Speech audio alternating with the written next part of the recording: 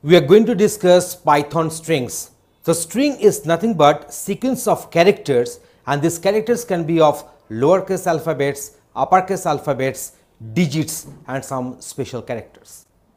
A string is a sequence of characters, and string can contain alphabets, digits and special characters.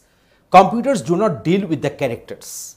Computer convert them into numbers, that is a binary number system. That means each and every character will be represented in the form of zeros and ones.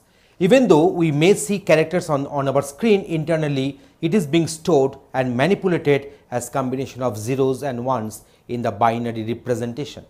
This conversion of character to a number is called encoding, and the reverse process is known as decoding. So encoding means from character to the binary representation, and decoding means from the binary representation to the character generation. So ASCII and Unicode are the some of the very popular encoding techniques which you use. So for this better idea on the Python strings, so let us go for practical demonstration right now. In Python, string means sequence of characters. So let us define that what are the different ways to define a string in Python. So this is way number one. That means here this welcome has been enclosed within single quotes. So if we go on printing this my str1, I'm getting this welcome here. Here welcome is enclosed within double quotes. Here welcome is enclosed within triple single quotes. So in this way we are getting this welcome got printed. Now here we're having this triple double quote rather. Also you can use as triple single quote, so that is not an issue. So print my str3, it will go on printing that is welcome to the world of Python programming. So triple quotes string can extend multiple lines. So in place of this single double quote, if we can put a single triple quote here, then what will be the outcome? Are you going to get any change in the outcome in that case? So let me go for execution. I'm finding that I'm getting the same output as I got earlier. So accessing characters in a string. So here my str is equal to language, and then I printed this my str here. So language has got printed, and then I'm retrieving the character at the 0th index. So I shall retrieve this L. So L has got printed. Now -1, that means from the last, from the back where this particular E is having the index -1, and from the front this E will have the index that is 0, 1, 2, 3, 4, 5, 6, 7. So if we print here 7, if we just I'm just printing here once again. So you can find that. So in the both cases I shall be getting this E has got printed as 7 or -1. So -1 means there is a starting character index from the back, from the tail of the string. So next one is 1 to 5. That means index number 1, 2, 3 and 4, because 5 will be always exclusive. The stopping index number will be always exclusive. So 1 to 5 means 1, 2, 3, 4. So here we are mentioning this 1 and 5, they have got separated by this colon. So that is my 0. So 0 I'm not going to take. So there is a character at the position index 1. So 1, 2, 3, 4. So I've taken this ANGU, and you see we're getting this output like this. So now here we're having this 4 colon -2. Sorry, 5 colon -2. So there is a 5 here. So I'm going to take this one as 0, 1, 2, 3, 4, 5. So that means we're having this one as 5 here. So now we're having this one as -2. So that is -1, -2. You know that we'll be taking this stopping index as exclusive. So I'll be remaining with this A only. So A has got printed. So that means 5 colon -2 means from the 5th character and to the -3 character. So -3 means this is my -1, this is the -2, and this is the -3. So that's why A has got printed. So but if I make this one as 4, then obviously we're getting the output like this. So that is UA in that case. Now here you see this 10, the index 10 is not present here, because this language is having we are having say 8 characters. So index will be ranging from 0 to 7. So 10 index is not a valid one. So if I want to access the 10th character, so character at the 10th index, so we are getting this index error. So string index out of range. So that is the error message we are getting here. Okay, now we're going for this. So here we have defined this language. So strings are immutable, that means they cannot be changed, but the different strings can be assigned to the string object. So if we print this mystr, I'm getting this language. But if you want to update, if you want to put another new string to this mystr in the same variable, that is allowed. But if you want to update the third character of the string, that is not allowed as it is immutable. So there is a type error, and str object does not support item assignment. So that is there is the error message we are getting, and there is the error name is type error. Next one, we are going for the concatenation of the string, and that can be done using plus. So mystr1 and mystr2 containing welcome and one blank space and then to all. So now when they are going for the concatenation, I'm getting the outcome this one. So welcome to all. This blank space is essential because otherwise this welcome and to will not have any separation. So they will get concatenated side by side. So now here we are having this, that is my mystr start 3. So what will happen? Mystr start 3. So what will happen? This particular mystr will be occurring for mystr1 will be occurring for 3 times. So welcome, welcome, welcome. So in this way we are going to get the required formed string. So we can do the string concatenation either using star or using the plus operators. Now we are going to discuss, so plus and star both I have discussed. Now iterating through a string here. So letter count is equal to 0. So for letters in hello world, if the letter is equal to L, so now letter count is plus equal to 1. So what will happen? So I shall go on counting the number of occurrences of L, this very character. So that's why each and every time the for loop will pick up one character at a time, and that will be put in the letters. So if letters is equal to L, then letter count will be increased by 1, and after exiting from the indentation you are getting this idea that this print is outside of the for loop. So letter count will be printed accordingly. So if you go on executing, I'm getting that 3 times L letter has been found here. Now we are going for the string membership. So L in hello, so L in hello will return true, L not in hello will return false, B in hello will return false, B not in hello will return true here. Built-in functions, so we are having this university, and then we shall go for the enumerate. So list enumerate mystr. So what will happen? It will go on forming this enumeration. So at first it will put the respective index, and then we are having the respective character here. So in this way we are having this index 0 u, index 1 n. In this way we are having this index 9. Why? Because university is having 10 characters, so index will be ranging from 0 to 9, and in this way you are getting it.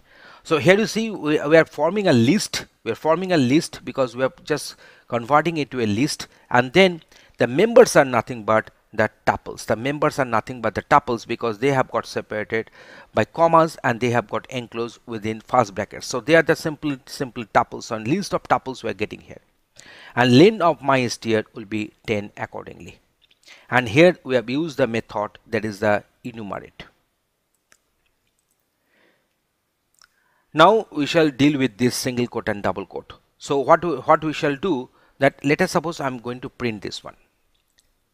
So when I'm going to print this one, it is producing one error. Why error? Because there is a double quote, there is one double quote, so it will take this double quote at the terminating as a terminating double quote. So that's why it is causing error here. And also this what, you see, it is telling that invalid syntax because the quotes are not matching. So quotes are not balanced. So to write the statement here, to write this string getting printed on the output, we can go for this. So what we are doing, we are enclosing it within triple single quotes, and this particular string is still within double quotes. So now you see we are getting the outcome like this. Otherwise we can enclose the main string within single quotes and putting this one as the double quotes, and here this particular single quote is there, and we are going for the escape character. So there is a slash single quote, and which will be known as the escape quotes, the escape single quotes. So whenever we are going to print, it will print the respective only this single quote here. So now we are having this escaping single quotes. So now we are enclosing, we are doing the reverse actually. Here we have put this single quote as the outer one and double quotes as the inner one. But if you go for the double quotes as the outer one and single quotes as the inner one, then obviously this single quotes will get printed here. Otherwise, we can go for this. That means we can escaping double quotes. That means we are going for this slash double quote. So here this double quote will be treated as a character, not the beginning of the ending of a string. So that's why we are going for the escaping double quotes. So when the string will get printed, so slash double quote will be printed as only a double quote, and slash double quote will be printed as only a single double quote. And here we are having this single quote is there, so that will not cause any problem. So in this way, the string can be printed in varieties of ways. So either using triple quotes or using escaping the single quotes, escaping the single quotes once again, and then escaping the double quotes once again. Next we are going for this. So here you see there is a print I want to make it printed. So whenever we are having double slash, it will print as single slash. Here you can find we are printing this one as a single slash, but actually in the string we are having the double slash. So print this is having a new line, that is a slash n. So what will happen, it will go to the next line. We're having this slash t, that is a tab, so that is a separated is there for 8 characters. And then we can also write in this way, that is slash x41. So f41 will be treated as in hexadecimal. So what is the decimal value against this 41? So 4 into 16 to the power of 1, that is 64, plus 1 into 16 to the power of 0, that is 1. So 64 plus 1, that is 65. Which character is having this ASCII code 65? That is our capital A. So it is similarly we are having this capital B. Similarly we are having this capital C. So this ABC will be there. So in this way we can also print the respective string. We are having this format. So default order is equal to. So now here you see these are the different placeholders we are having. Dot format. So today will be coming to this. Is will be coming to this. And Sunday will be coming to this placeholder. So here we are having this default order. If you go on printing, I'm getting the output like this one. So today is and Sunday. So we are getting this today is and Sunday. So today is coming to this, is coming to this. So they are maintaining the order. That is the default implicit order. And here we are using this format method. So order using positional argument. So here this is my argument number 0, argument number 1, argument number 2. So the positional arguments, the numbering will be something like this. So here mentioning the argument positional number here. So that is the, so 1 means today will be coming down. So 0 means is will be coming down here, and Sunday will be coming down to this particular placeholder during the output. So you can find that today is and Sunday.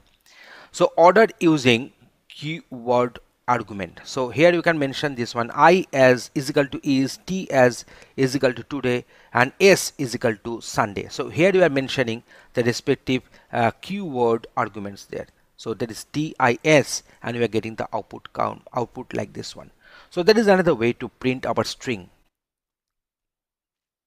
Formatting numbers. So here you see we are having this format 20. So 20 is only one argument is there. So it is the argument position number is 0. So we are printing here 0, and here we are printing 0 but in the binary format. So what will be the outcome in that case? So 20 will be printed along with this 20 in the binary form. That is 16 plus 4, and that is our 20. So now we are having this formatting floats. We can go for this formatting. So now we are having this 0. That means this particular number is going to get printed, and that will be printed in this exponentiation format. And now we are having this 1 by 3, and we are going to print this one. There is a positional argument number 0, and then colon, that is a decimal point 3f. So after the decimal point we'll be going to have our 3 decimal digits. We're having this particular strings, and we are having the string methods. That is a lower, upper, find, and we are having replace. So in case of lower, all the string characters will be converted to the lowercase. In case of upper, all the string characters will be converted to the uppercase irrespective of the initial case here. So find 2. So this 2 will be found at the 13th index. So let me go on counting here. So that is our 0, 1, 2, 3, 4, 5, 6, 7, 8, 9, 10, 11, 12. And from the 13th index, this 2 is beginning, so that's why I'm getting here 13. But if you go on searching this 2, all this T and O in the lowercase, you may not get a match because it is a case sensitive find. So as a result of that, it will give me the outcome as -1, means unsuccessful searching.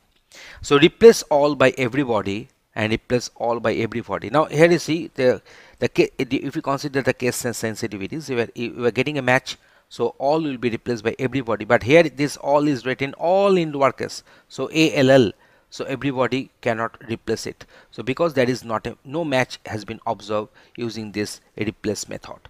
So in this way we have discussed that how to operate with the string and what are the different string methods and operations can be carried out in this session. Thanks for watching this video.